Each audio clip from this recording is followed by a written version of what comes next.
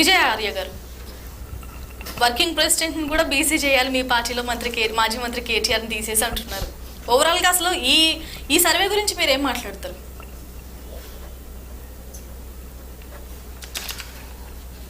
అయితే ఏ పార్టీ అయినా కూడా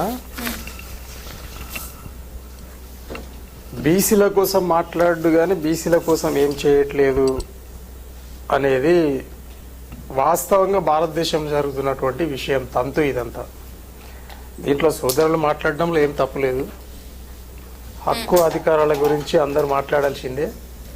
మాట్లాడుతూ ఉంటేనే రెవల్యూషన్ వస్తారు, రెవల్యూషన్ వచ్చి మార్పు వస్తుంది, మార్పు వచ్చి రాజ్యాధికారం బీసీల చెంత చేరుతుంది. దాంట్లో తప్పేం మేము మాట్లాడట్లేదు. బట్ అయితే బీసీల కోసం ఎవరు ఏం చేశారనేది కూడా వాస్తవం.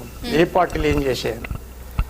ఇప్పుడు సోదరులు అన్నట్టు ఇక సోనియామ్మని దించి రాహుల్ గాంధీ గారిని దించి ఒక బీసీని పెట్టు అనంటే పెడతారా? వాళ్ళకి అసలు పదవులే లేవు కదా. పెడతారా? పెట్టరు కదా. అట్లనే ఈరోజు ఏమైపోయింది అని అంటే బీసీల ప్రజల వల్ల, ఎస్సీల ప్రజల వల్ల, ఎస్టీల ప్రజల వల్ల, బహుజన పోరాటం వల్ల వచ్చినటువంటి తెలంగాణను కేసీఆర్ గారి ఫ్యామిలీ అనుభవిస్తుంది అనేది ఈరోజు ప్రధాన ఆరోపణ. ఏ పార్టీలో అయినా సరే, మేధావులే అయినా కూడా. బట్ ఆ చనిపోతున్నటువంటి బీసీ విద్యార్థుల యొక్క, ఆ చనిపోతున్నటువంటి ఎస్సీ విద్యార్థుల యొక్క, ఆ చనిపోతున్నటువంటి ఎస్టీ విద్యార్థుల యొక్క, మైనారిటీల యొక్క గోసను ఎవరైనా పట్టించుకున్నారా? కాంగ్రెస్ పట్టించుకున్నదా? పట్టించుకుంటే కేసీఆర్ గారు ఏమవసరం? భారతీయ జనతా పార్టీ పట్టించుకుంటే కేసీఆర్ గారు ఏమవసరం? వాళ్ళ కుటుంబం ఏమవసరం తెలంగాణకు? అంటే మరి చనిపోతున్న వాళ్ళను ఆపాలి, ఈ మరణాలు వద్దు, ఇంకెంతకాలం అని చెప్పి ఒక పెద్దన్నగా భుజానికి వేసుకొని ఒక పార్టీని స్థాపించి మరి తెలంగాణకు రాజకీయ యుద్ధం చేసి గెలిచినటువంటి వీరుని పట్టుకొని ఆయన గురించి ఆ విధంగా మాట్లాడడం అనేది సమంజసమైన పద్ధతి కాదు. విజయ ఆర్య గారు మొత్తం చరిత్ర మర్చిపోయి ఏది పడుతుంది మాట్లాడుతున్నారు. మీ పార్టీ దళితులు సీఎం చేస్తానని కేసీఆర్ గారు, అది చేయనందుకు ప్రజలు బహిరంగ క్షమాపణ చెప్పాలి. కనీసం దళితులు సీఎం చెప్పినా దళితులు పార్టీ అధ్యక్షులు చేయాలి కదా. అంటే ఆయన పెద్దనలాగా వచ్చిందంట, ఆయన ఈ దేశాన్ని ఏదో మహా అద్భుతంగా యేసుప్రభు లాగా లోకాన్ని కాపాడుకు వచ్చినట్టు చెప్తా ఉన్నారు. ఆయన ఎంత పెద్ద అన్యాయం, ఎంత పెద్ద అబద్ధం. అంటే అబద్ధాలను కూడా అద్భుతంగా అన్ని చెప్తే వినలేమ్మా అసలు.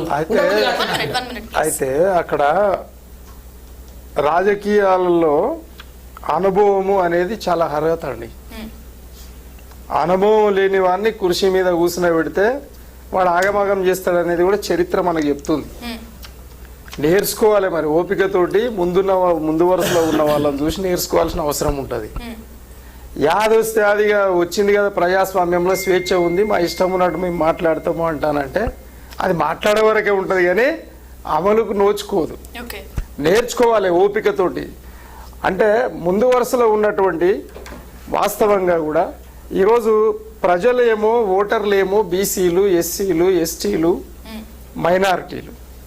ఇక్కడ ఏలుబడి ఏమో మరి రెడ్లది, కమ్మలది, వెలమది అనేది ఇక్కడ నిర్వివాద అంశం అన్నప్పుడు ఆ అంశాన్ని మనం ఢీకొట్టేటప్పుడు బీసీలను ఏకం కాకుండా ఎవరైనా ఆపిరా? ఎస్సీలను ఏకం కాకుండా ఎవరైనా ఆపిరా? ఎస్టీలను ఏకం కాకుండా ఎవరైనా ఆపిరా? మీ పార్టీలు పెట్టుకొని మీ ఓట్లు వేసుకొని సీఎం కుర్చీ మీద కూర్చోకుండా ఎవరైనా ఆపిండా? ఈ ప్రశ్నలు వేసుకోవాలి కదా అవతల అనే ముందు. అన్నప్పుడు పొద్దుగాల లేస్తేనే వాని కాలు మొక్కుడు, మళ్ళా పొద్దునికి గాంధాడు ఏం చేస్తారంటే తిట్టుడు మంద అయినాక. ఇది ఆ పరిస్థితి. అంటే రాజకీయ వ్యవస్థను సమూలంగా మార్చాలి అని అంటే సోదరుడు ఆయన అన్న స్టేట్మెంట్ వెనక్కి తీసుకోవాలి. మాట వెనక్కి తీసుకోవాలి.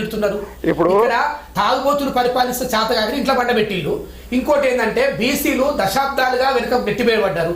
ఎంతో కొంత ఈ రాష్ట్రంలో మార్పు వస్తున్న తరుణంలో ఒక ఆర్ఎస్ ప్రవీణ్ కుమార్ లాంటి నాయకుడు రాజకీయంగా లేకుండా ఇంట్లో బండబెట్టిళ్ళు. కాబట్టి మనం మాట్లాడే దాంట్లో వాస్తవాల దగ్గర ఉండాలి కదా. ఈ రోజు వారు ఒక పార్టీలో ఉన్నారు. ఆర్ఎస్ ప్రవీణ్ కుమార్ గారి గురించి మాట్లాడుతున్నారు కాబట్టి మరి ఆయన గురించి మాట్లాడాల్సిన సందర్భం విజయ్ గారు అవసరం లేదు. ఆయన అన్నారు కాబట్టి మాట్లాడాలి. ఆర్ఎస్ ప్రవీణ్ కుమార్ గారు అన్ని త్యాగం చేసి రాజకీయాల్లోకి వస్తే ఏ బీసీ నాయకులు అయినా ఆయన వెనకాల నడిచిర్రా, ఏ ఎస్సీ నాయకులు అయినా ఆయన వెనకాల నడిచిర్రా, ఎస్టీ నాయకులైనా నడిచిర్రా, మైనారిటీలైనా నడిచిర్రా. అంటే ఇక్కడ విచిత్రమైన పరిస్థితి ఏంటంటే అందరినీ ఏకం చేయడానికి ఒక నాయకుడు పుట్టుకొస్తే, ఒక పార్టీ అనేది ఉంటే, భారతదేశానికి బహుజన ఉద్యమానికి పెద్దపీట వేసినటువంటి బిఎస్పి పార్టీలో ఆయన చేతబడితే ఆయనకు జరిగిన అవమానం ఎంత ఈరోజు మాట్లాడుకోవాల్సిన అవసరం ఉంది. ఈరోజు కేసీఆర్ గారిని తిట్టినంత మాత్రాన, లేదా అవతల సోనియమ్మని తిట్టినంత మాత్రాన, అవతల మోహన్ భగవత్ గారిని తిట్టినంత మాత్రాన, నడ్డాని తిట్టినంత మాత్రాన, లేదు మోదీ గారిని తిట్టినా వచ్చేదేంది? మరి నిర్మాణం చేయాలా? ఇటువంటి యువ నాయకులు నిలబడి పార్టీ పెట్టి రాజకీయ నిర్మాణం చేయాలి కదా. ఎందుకు చేస్తలే? ఈ యువ మేధావి ఏం చేస్తుండు? ఇట్లా వండుకుంటే రాజకీయం అవుతుందా? ఇట్లా వండుకుంటే రాజకీయం అవుతుందా? తప్పకుండా పార్టీ పెడతాం, తప్పకుండా ప్రజల్లో పోతాం, తప్పకుండా ఓటర్లు చేస్తాం. ఈ రోజు అద్భుతాలు చేస్తాం, అబద్ధాలు చెప్పాం. తప్పకుండా ఈ 5-10 సంవత్సరాల్లో తెలంగాణ రాష్ట్రాన్ని బీసీలే వెళ్తారు, ముఖ్యంగా బీసీ యువతలే వెళ్తుంది అని మేము కూడా కోరుకుంటున్నాం. వినండి, టిఆర్ఎస్ పార్టీ నుండి మేము కూడా ఆనందిస్తాం. ఏంటంటే ఒక బీసీ ముఖ్యమంత్రి కావాలని ఆనందిస్తాము. మా పార్టీ నుండి ఈరోజు యావత్ పార్టీ మొత్తము జిల్లా అధ్యక్షుల నుండి, ఎంపీటీసీల నుండి, జడ్పీటీసీల నుండి, సర్పంచ్ల నుండి ఆడికేలు పట్టుకుంటే 90% ఈరోజు మొత్తం 60% మొత్తం బీసీల అధికారంలోనే ఉంది పార్టీ. ఈరోజు జిల్లా అధ్యక్షులు బీసీలే ఉన్నారు, మరి మొత్తం నియోజకవర్గ అధ్యక్షులు బీసీలే ఉన్నారు, తర్వాత ఎమ్మెల్యేలు బీసీలే ఉన్నారు. చెక్ చేసుకోండి, ఒకసారి చెక్ చేసుకున్నాక మాట్లాడాలి. ఎందుకనంటే ఈరోజు మీరు కేసీఆర్ గారు అంటే లేనటువంటి వ్యక్తులందరూ కూడా ఆయన మీద దుమ్మెత్తి పోస్తే ఆయనకు ఫరకపడేది ఏం లేదు. ఆయన 1% అనుకుందాం వాళ్ళ కమ్యూనిటీ, ఆ కమ్యూనిటీ కూడా ఆయన ఎంబడి సగం కూడా లేదు, కానీ ఒంటరి పోరు చేసిండు. మరి ఉద్యమం, తెలంగాణ ఉద్యమం ఎవరిదండి? ఎస్సీ ఎస్టీ బీసీ మైనారిటీ లేదు కదండి. మరి అన్నప్పుడు అందులోకెళ్ళి ఒక్క సత్వ కలిగినటువంటి నాయకుడు లేకుండేనా? ఒక పార్టీ పెట్టేది లేకుండేనా? లేదు ఉద్యమాన్ని ముందుకు నడపాల్సింది లేకుండేనా? ఒకరి కాలు ఒకరిని గుంజుకున్నాడు తప్పిస్తే అలా చేసింది ఏం లేదండి. ఇక్కడ ఏంటంటే మీరు చెప్పిన నాయకుడే కేసీఆర్ గారే. మీరు చెప్పారు దైవదూత, ఈ లోకాన్ని కాపాడుకుంటున్నట్టు యేసు ప్రభు మహా గొప్ప దేవుడు కేసీఆర్ గారే విద్యార్థులు రాజకీయ పార్టీ పెట్టే ప్రయత్నంలో పిడమర్తి రవి గారి నాయకత్వంలో ఆ చర్చలు జరిగినప్పుడు వెంటనే పిడమర్తి రవి గారు అందులో మెర్జ్ చేసుకున్నారు. ఆ ప్రయత్నం జరగలేదు. ఇక్కడ మనందరూ తెలియదా? ఉస్మానియా విద్యార్థి లోకం మొత్తం కూడా ఒక పార్టీ పెట్టాలి. అస్సాంలో ఏ విధంగా అయితే గణపరిషత్ విద్యార్థి లోకం పార్టీ పెట్టిందో, అదేవిధంగా రామ్ విలాస్ పాస్వాన్ గారు విద్యార్థి పార్టీ పెట్టిండో, ఆ ఎక్స్పెరిమెంట్ మొత్తం కూడా స్టడీ చేశారు. తెలంగాణ కోసం ప్రాణత్యాగం చేసే విద్యార్థులు కాబట్టి విద్యార్థుల నాయకత్వంలో రాజకీయ పార్టీలు అని చెప్పి పెద్ద చర్చ కూడా జరిగింది.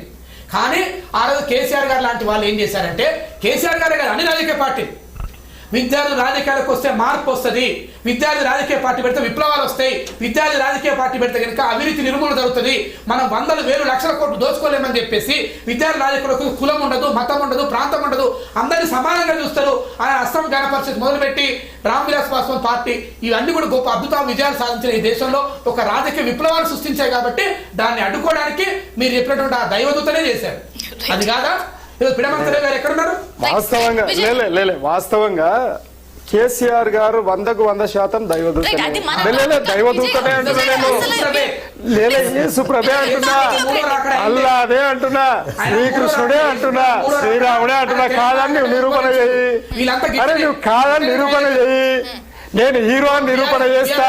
సత్తా ఉన్న ఎంతమంది నిలబడండి, నేను డిబేట్ చేస్తా. ఆయనకి వెళ్ళి మీరు రండి, నేను వద్దంటలే. అంటే ఓ 10 మంది లేస్తారు, వాళ్ళు లేచి అంటారు ఈయన భూమిని కనిపెట్టింది కేసీఆర్ అని ఒక ఆయన అంటాడు. ఇంకొక ఆయన ఏమంటాడు తెలంగాణ 4 అక్షరాలు మొట్టమొదటి సృష్టించింది ఈయనే అంటారు. ఇంకొక ఆయన ఇప్పుడు అసలు విషయం మాట్లాడాలి. కూడా బుద్ధి ఉండాలి కదా. ఇప్పుడు యువ మేధావి గారు ఇప్పుడు ఎట్లా అయిపోయిందంటే 1 minute, భద్ర మీరే గారు. కాదు, భద్ర ఇప్పుడు గారు. మమ్మల్ని దిట్టనీకనే పుట్టినట్టున్నాడు. ఇప్పుడు ఏం చేయాలి? యువ మేధావి గారు ఏం మాట్లాడుతున్నారు, భద్ర ఎంత గారు, మాట్లాడుతున్నారు? please, అసలు టాపిక్ అవుట్ ఆఫ్ టాపిక్ అయిపోయింది. లేదా విజయ్ గారు, వాస్తవం చెప్తే గింతే ఉంటుంది. అంటే అమ్మా ఈ క్యాస్ట్ సెన్సస్ గురించి మాట్లాడండి. బీసీ జనగణన చేసిన తర్వాత 42% ఇస్తామన్నటువంటి రేవంత్ రెడ్డి గారు చాలా సంతోషం, చాలా సంతోషం. కానీ మా పోరాటం వల్ల ఇదే పాయింట్ మీద మేము చేసిన ఉద్యమం పుణ్యాన ఈ రోజు బీసీ జనగణన చేయడానికి ముందుకొచ్చిర్రు. దాని మీద కమిటీ పడ్డది. ఈ రోజు జనగణన అయిపోయిందని చెప్పి వాళ్ళు రిపోర్ట్ సబ్మిట్ చేసే పరిస్థితులలో ఉన్నారు. ఇప్పుడు అన్ని అలా కోటాలు వేసుకున్నారు ఉన్నారు. ఇది రాహుల్ గాంధీ గారు డిక్లరేషన్ ఇచ్చారు, అన్ని అలా కోటాలు వేసుకుంటా అంటే అది ఒప్పుకోరు. అమ్మ మా కోట కాదమ్మా, ప్రధాన ప్రతిపక్షంగా మేము మొదటి రోజు నుండి ఈ రోజు వరకు వాళ్ళు ఇచ్చినటువంటి 420 హామీలలో మీరు ఒక్కొక్కటిగా మీరు నెరవేర్చండి అని చెప్పి అన్నాం. మొదటి 100 రోజులలో 13 అంశాలతో కూడినటువంటి 6 గ్యారెంటీలను మేము ఖచ్చితంగా నెరవేరుస్తాము. ప్రజల అకౌంట్లలో ఖచ్చితంగా డబ్బులు ఉంటాయి అన్నారు. మీరు 100 రోజుల తర్వాత మేము యుద్ధం స్టార్ట్ చేసినాం కదా. ఎందుకు? మీకు టైం ఇవ్వాలి. మీరు అడిగిందే టైం 100 డేస్. 100 డేస్ తర్వాతనే కదా మేము క్వశ్చన్ చేసింది. ఈ రోజు వరకు మీరు నమ్మండి నమ్మకపోండి, రైతు రుణమాఫీ ఇంకా కంప్లీట్ కాలే, రైతు భరోసా ఇయ్యలే, తర్వాత రైతు బీమా లేదు, పంట బీమా లేదు, రైతులకు ఏది వడ్డీ లేని రుణాలు 3 లక్షల వరకు ఇస్తామన్నారు.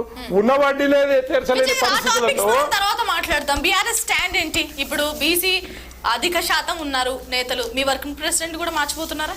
ఇవన్నీ కాదు మేడం, వాళ్ళని ఎల్ఓపిగా ఎట్లా కేసీఆర్ గారు అసెంబ్లీకి వస్తలేరు కదా, పక్కనే కూర్చుంటటువంటి పద్మారావు గౌడ్ గారు కానీ లేకపోతే ఇంకోరు కానీ ఎల్ఓపి చేయమనండి. లేదంటే వాళ్ళ సరే ఎల్ఓపి కాదనుకుంటే వాళ్ళ పార్టీ అధ్యక్షుడు కాంగ్రెస్ పార్టీ చేసి ఎగ్జాంపుల్ బ్లాక్ మెయిల్ ఏముంది, అవకాశం కల్పియండి. సీఎం చేస్తాను దళితుడు రాష్ట్ర కమిటీ ఉంటుంది, జిల్లా కమిటీలు ఉంటాయి, దానికి సిస్టమ్ ఉన్నది. జిల్లా వాళ్ళందరూ ఆమోదిస్తేనే ముఖ్యమంత్రి గారు పార్టీ అధ్యక్షుడు కేసీఆర్ గారు అయ్యిండ్రు, పార్టీ అధ్యక్షుడు ఈరోజు రేవంత్ రెడ్డి గారు అయ్యిండ్రు, పార్టీ అధ్యక్షుడు ఈరోజు కిషన్ రెడ్డి గారు అయ్యిండ్రు. మాట్లాడుతున్నానండి. అంటే ఇక మేము అడుగుతున్నాం, నీవు ఇస్తావా అంటే దానికి ఒక రాజకీయ దానికి సిస్టమ్ ఉంది కదా. ఆయన ఆరోగ్యం కూడా బాగుండట్లేదు. పాపం అంత పెద్ద మనిషిని ఇబ్బంది పెట్టడం దేనికి? ఆయన పోయే ఓపిక లేదు. అయితే ఏం లేదమ్మా, వీళ్ళు ఇదంతా పెద్ద డ్రామా, ఇది హై డ్రామా. వీళ్ళు ఇప్పుడు కాదు, వీళ్ళ చరిత్రను 1950 నుండి మొదలుపెట్టి మాట్లాడితే అప్పుడు మజా వస్తుంది. కాంగ్రెస్ లో పంచాయతీ టైం లేదు కదా, కాబట్టి అంటున్నాం ఏంటంటే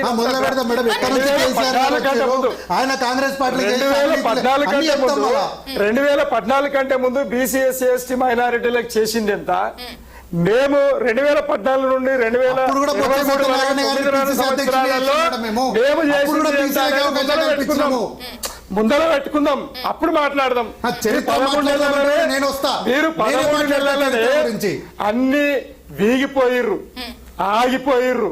ఈ రోజు మడమ తిప్పిన ప్రభుత్వం, మాట తప్పిన ప్రభుత్వం మీది. గతం అయిపోయింది. గ్రామాలలో ప్రజలు తిరగబడతా ఉన్నారు. ప్రజలు ఈ రోజు కాంగ్రెస్ ను తిరస్కరిస్తారు. రేపు పొద్దుగాల వచ్చే ఎన్నికలలో ఏమాట పెట్టుకుర్రు అంటే యాదవ్ చేసినాం జరంతా చూపెడదామని ఏమో అనుకుంటారు, కానీ అదంతా కుదరదు. బీసీ జనగణన అనేది తప్పుల తడక. వాళ్ళు సరిగ్గా జనగణన చేయలేదు.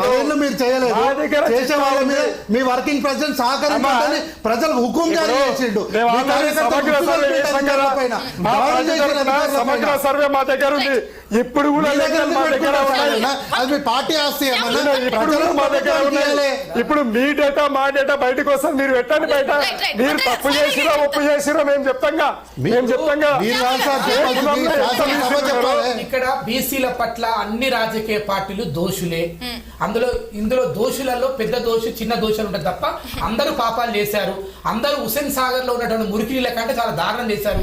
బీసీల రాజకీయ భవిష్యత్తుని సర్వనాశనం చేశారు. ఇక్కడ ఎట్లున్నదంటే చాట్ల తౌడు బస్సి కుక్కల కొట్లాడ 20 మంది జిల్లా అధ్యక్షులు జడ్పీపీలు 20 మంది జడ్పీపీలు బీసీలండి. ఓ పని చేయండి. అదే జిల్లా అధ్యక్షులు మీరు తీసుకొని నంబర్ 1 పోస్ట్ మాకు ఇవ్వండి బీసీలకు. చెప్పేది ఎట్లంటే ఆ కారణంగా 27 మంది బీసీలు ఎమ్మెల్యేలు అండి, మంత్రులు అండి, 6 మంది ఎమ్మెల్యేలు అండి, మంత్రులు.